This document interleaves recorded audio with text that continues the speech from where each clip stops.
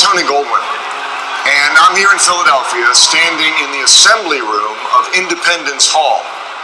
You know, it's hard to believe, but this relatively small room is the birthplace of our great nation. The year was 1776. It was hot, and not just the weather. These patriots already had started fighting the mightiest empire in the world. This is where they gathered to finally break free and declare that here in America, we must be in control of our own destiny.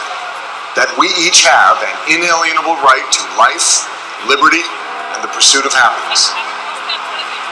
A few years later, again right here in this room, our young country drew up the Constitution, the blueprint for the democratic government that's made the United States the greatest country on earth. The words written here centuries ago give us the freedom to speak our minds, to worship as we choose, and to select our own government.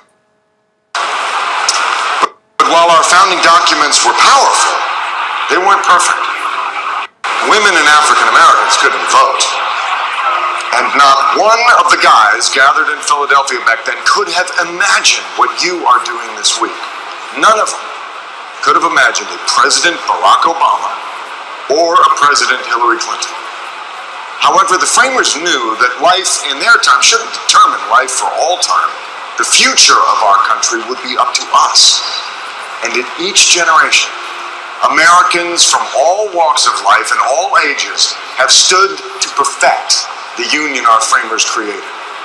Frederick Douglass, William Lloyd Garrison, and the abolitionists who rid our country of the stain of slavery, the 200 women who gathered in Seneca Falls to demand their right to vote, a seamstress named Rosa Parks, who by sitting down stood up for the unrealized freedoms of millions of African Americans, Latino farm workers who came together in the grape fields of California to secure basic dignity for hard work, and our LGBT brothers and sisters who took a stand at Stonewall so they could be who they are and love who they want. Because of what they did, we are stronger as a nation. We have the talents of all our people to draw on, and it is only by working together and looking out for each other that we will be able to seize the promise of our founders. That's where you come in. Ordinary people are the authors of America's extraordinary story. It's a story of progress and possibility, and what becomes of the next chapter is in your hands.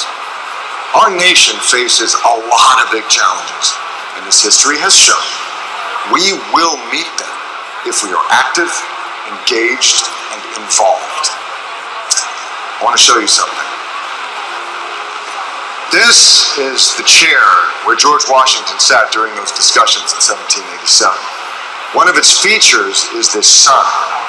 And after the Constitution was finished, Benjamin Franklin turned to his fellow delegates and he said, "I have often looked at that behind the president without being able to tell whether it was rising or setting.